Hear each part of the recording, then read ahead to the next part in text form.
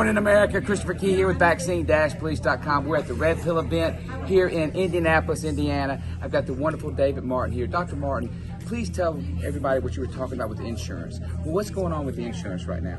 Well, so what we know is, back in the spring of 2020, when everybody was supposed to be afraid of this coronavirus outbreak, everybody was supposed to be afraid of COVID killing people. One of the things I noticed is that insurance companies were not reporting any excess deaths. They weren't paying out more claims. And that was a really weird thing, because if a lot of people die, the last time I checked, the virus can't tell whether you have insurance or not. That's not a thing. And so I pointed out, and everybody kind of lost their mind when I said that. And I said, well, there aren't excess deaths because nobody's paying for claims. And then time went on, and all of a sudden we started putting these shots into people, and the mRNA shots, which are in fact scheduled toxins. So the reason why we call them what they are, which is the injection of a toxin into a human being to create a toxin in that human being. I pointed out that when that started rolling out, we'd start seeing the death rate spike up. And lo and behold, guess what? 6 months later, we start injecting people, the death rates start going up, and the insurance companies start reporting on excess claims. The most recent quarterly report that we've seen is that we're now up 165% in deaths in the quarter. Say that again. 165% increase in deaths in the quarter that we just got through.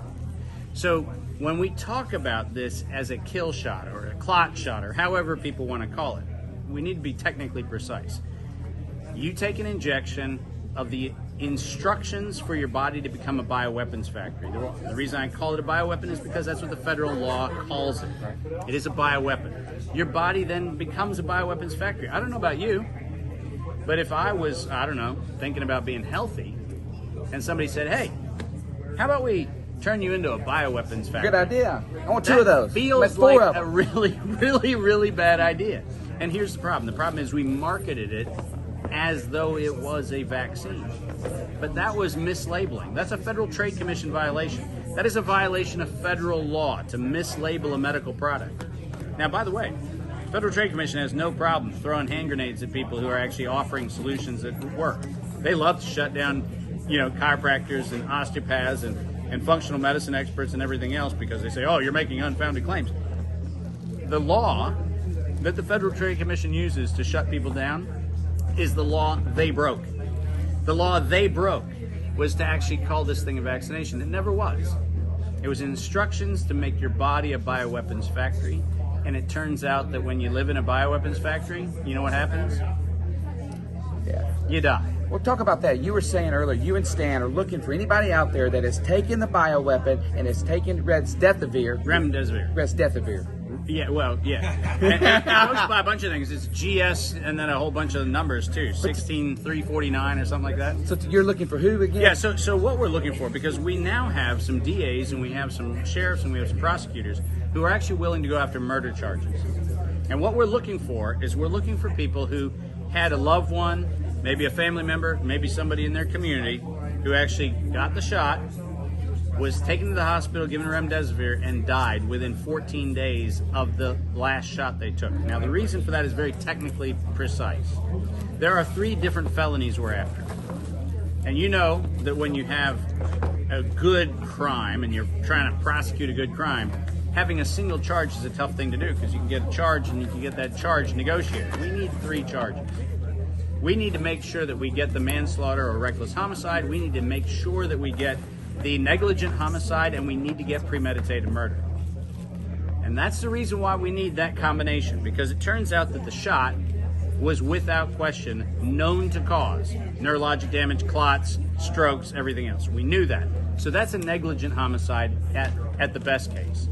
But what we also know is that when it came to Remdesivir, in the Ebola trials that were done in Africa, 53% of the people that received Remdesivir died, regardless of viral load. That's an important point. Most people don't talk about this.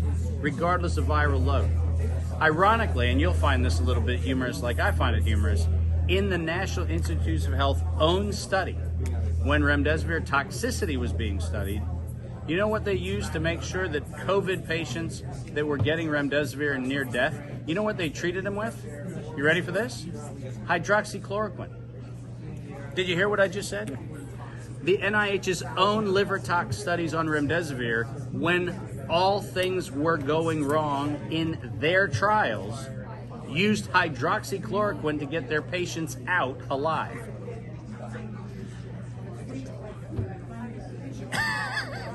Like, this isn't comedy.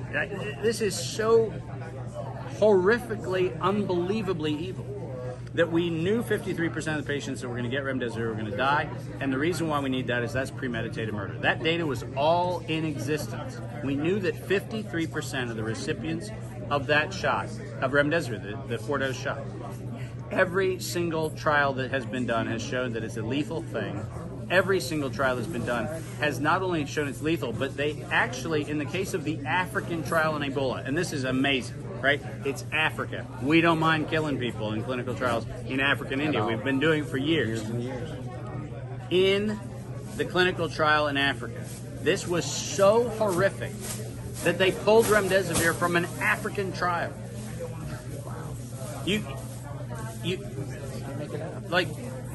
They knew it was going to kill people. And that's why I said Anthony Fauci and Ralph Baer and Gilead Sciences are guilty of premeditated murder. This is not a oops, we tried our best. They knew it was lethal, they knew it was deadly, and they presented it as the only option. Healthcare workers around the country were putting it into patients knowing that 50% of the patients they put it in were dead in 2 weeks. So what we need is we need people who had the shot, got remdesivir, died. We need to know where you are, who you are, where you're located, and then we will be working with your sheriffs and your DAs to bring the criminal charges, because these felonies will be prosecuted. And man, I'll tell you what, the day that perp walk happens, it'll be on all the news. How does people, who do they call? What email? ProsecuteNow.io. Say that again. Just go to ProsecuteNow.io, and on that website there's an email us form that allows you to fill out the form and let us know about your case. We have had tons of people reach out. What we're doing is cross-referencing the sheriffs and DAs that we have with the patients, and what we're looking for is the match. Great news is we've got a couple of really great cases. Bad news is we got a bunch of very, very liberal sheriffs and DAs in those places. So all we're looking for is the body where the crime was committed, and we got the DA and the sheriff to go along with it. Beautiful, beautiful. I was in Brandon, Florida with you almost a month ago. Yeah. And after you spoke, me, you, Stu Peters, Stan from Cardio Miracle, we had some very interesting conversation. I wish you guys could have been a fly on the wall, because some amazing, amazing things were talked about, which I will never share ever to anybody out there. But one of the things I've got to ask you, and if you're comfortable talking about it, please. You can ask anything. A lot of people now are telling me that David Martin's a Mason, David Martin's Illuminati, David Martin is part of the cabal. You share some things about your childhood that led me to believe that you are the real man, and that's why you know what you know. Could you go into that at all? Yeah, I'm happy to do that. And to be perfectly clear, I've done this in public many times. It's hard for people to understand this. My grandfather, William H. Parsons Jr., was a Mason. He was one of the most honorable, reputable men I've ever known in my life. He is a role model, and he will always be a role model to me. He died in 1986 while I was in Nicaragua during the war. I never got to actually have the normal kind of grieving transition. He left giving me a hug, and he said, "I'll see you later." That's the last word spoken between the two of us. I loved him in life, I love him in death, and I will always honor him because he instilled in me great values. His father was also a Mason. His father was not only a Mason, but his father and one of my other mother's family relatives were the Masons that capped the Washington Monument. So this is the Ultra Mason. This is like Nicolas Cage, holy crap. That's the whole thing, right? So that is part of my family. And I will, and the people and the men in this particular case in my family who I knew and whose records I hold, I honor them. Now, are there dark and nefarious forces in that organization? Absolutely. Absolutely. And were it not for the fact that my mother rejected her family when she became a Christian in college, there's a high probability that my grandfather would have made sure I was a Mason. But it turns out that his standard of honor said that he would not bring family discord into the family and make that recommendation. So the reason why I'm not is because of my Mason grandfather's honor. where he said he was not going to go against the wishes of my mother. So I love to tell people that story, because an honorable Mason kept me from being a Mason. Wow. Isn't that amazing? It's a beautiful story. But when I was a kid, I also did unusual things. We talked about some of those things. I don't talk about a lot of those publicly, but I can say that there have been many times in the past, and these are matters of public record, where the United States government has asked me to serve in a variety of capacities, and I have. Those capacities have included briefing the Central Intelligence Agency, the FBI, and a whole host of other organizations. You can go on my website, you can go onto my press releases, you can go onto everything else. You can go back and look at the fact that I was deputized by the Internal Revenue Service to collect taxes in the early 2000s. Which is illegal, unlawful. I was deputized to do that because corporations were committing fraud on the United States government. And so they deputized me to make the case against the fraud that these corporations were perpetrating, because what they were doing was they were lying to the federal government and then stealing millions and millions of dollars, in this case the largest tax fraud in U.S. history. They were busted because of my deputization by the Internal Revenue Service. So I've done a lot of things. These are matters of public record. And I remind everybody that the reason why I do this, whether it's my early days when I did things in Central America during the war, whether it is later days when I did things across Africa and South America and all across Asia, in every single one of those places, my philosophy is a very simple one. And if you ever want to understand David Martin, you got to read the book of Nehemiah. And I tell people this all the time. People go, well, I don't know what that means. Well, I'm going to tell you what it means. It's really simple. Nehemiah was a cupbearer to the king. You know what that means? He was a bodyguard. He was a bodyguard to the most nefarious king in the world's history. Either Xerxes or Xerxes' son. One of the most mass-murdering, psychopathic crazies that have ever walked the planet. And God put Nehemiah, his prophet, as the bodyguard to that guy. He wasn't on the outside of the palace, holding up a placard going, I think you're a mass-murdering psychopath. He was inside protecting the life of the worst person on the planet. Now think about that for a second. Why on earth would God put his person next to the single worst person on the planet? Well, the answer is really simple. Because one day, the story says that Nehemiah walks into the king's presence and his face is downcast. He had earned the trust of the king. He was his bodyguard. He was the guy that made sure that everybody who wanted to kill him couldn't get to him. Nehemiah was a thug for a thug. One day he walks into the king's presence, he's looking a little off. And if you're a bodyguard to a psychopath, looking off is a bad career move, right? One of two things is the case. You're either sick of your job and you're knocking the guy off, right? Option one. Option two is, you know somebody's knocking the king off that day and you know you're going to get in the way, and so it'll be you then the king, right? It's a bad day to have a bad day. It's a terrible job to have like an off day, let's just say. Because an off day, you're offed. He walks into the king's presence. King looks at him and goes, Nehemiah, why are you sad? And Nehemiah, because he was in the king's presence, next to the most evil person on the planet, because he was there, God could use him. And God said on that day, through Nehemiah, the walls of Jerusalem have been broken down, the temple's been destroyed. And my heart breaks for my people.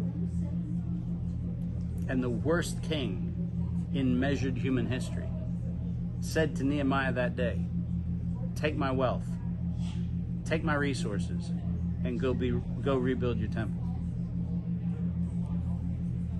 You want to know why Dave Martin ticks? That's your answer. Love it. Love it. Can you tell the American people and people around the world why you would ever give this bioweapon to a child 6 months of age? To kill him. Plain and simple. That's it. To kill them. To kill him. Simple. To kill them. And by killing, let's get really clear on what we mean. We got a bad definition of life. A terrible definition of life.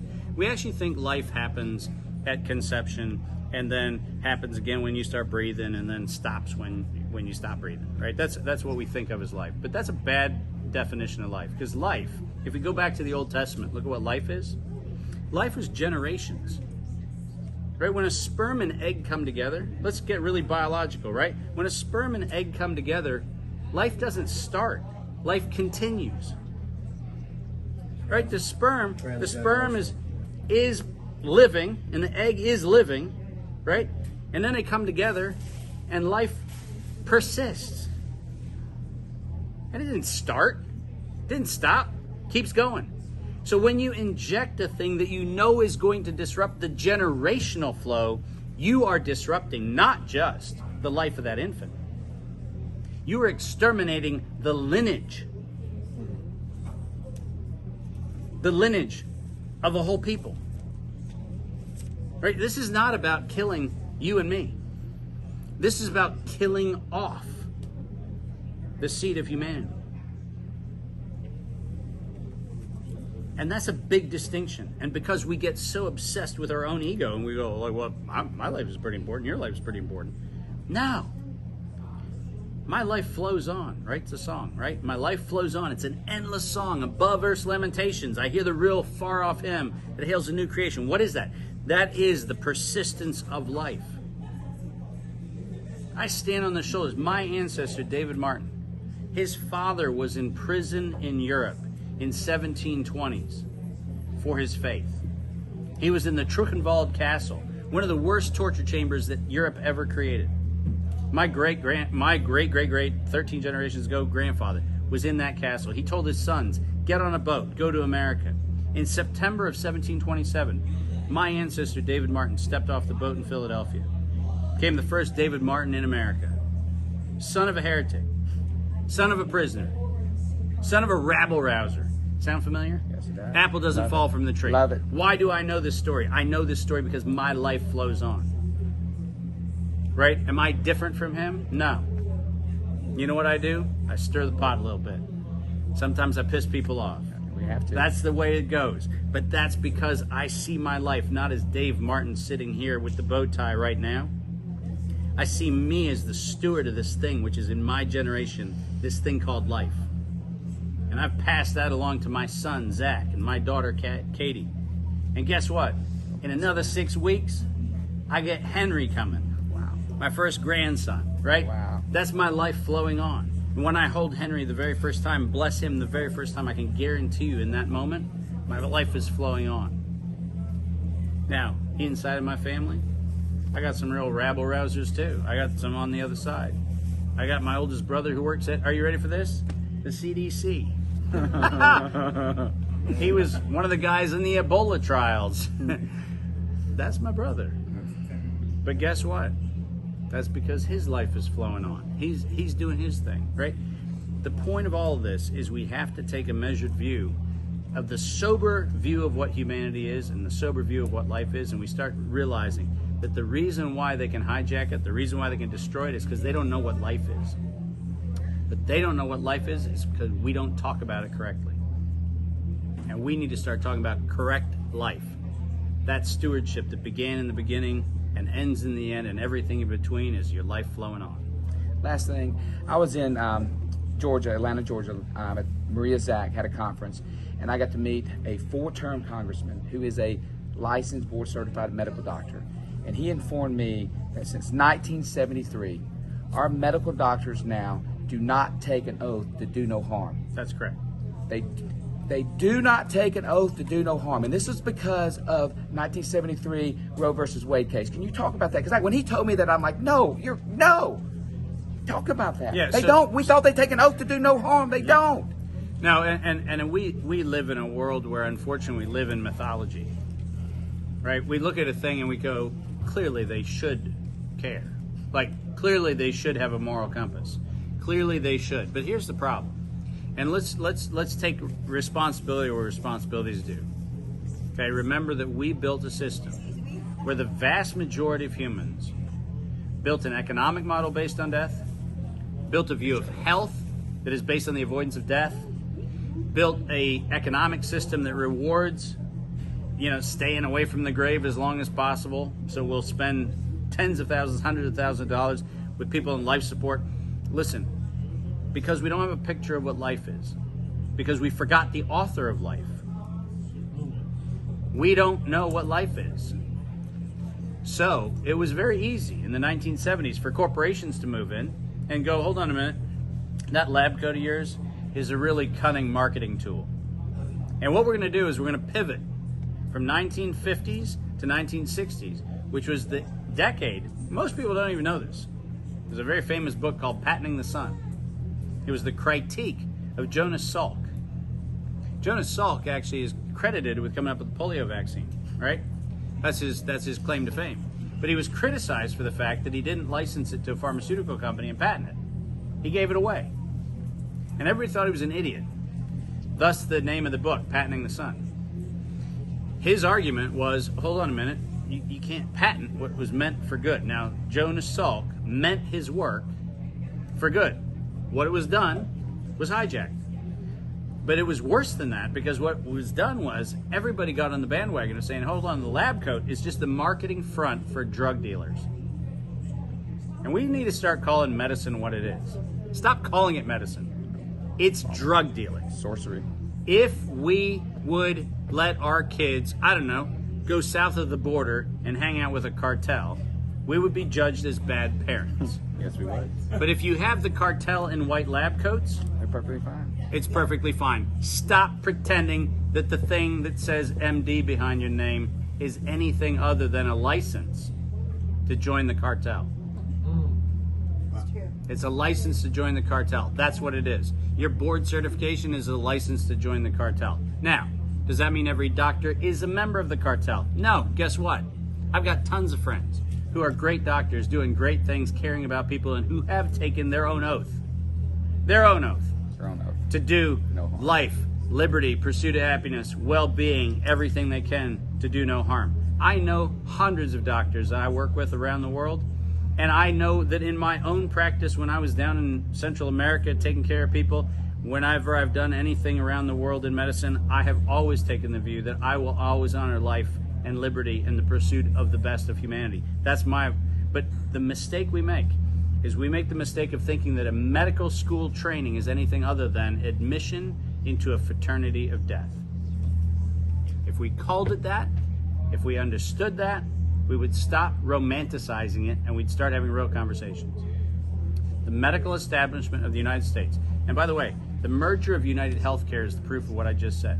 Why? Because United Healthcare, in addition to consolidating all the hospitals, did what? It also merged healthcare with life insurance. Oh, that's a brilliant move, isn't it? It is. You can schedule when people live, And when they die. and you can inconveniently go, yeah, Let's see. not you anymore. Boop. And you can make that decision based purely on financial motives. Do no harm. The only oath they've taken is do no harm to their pocketbook.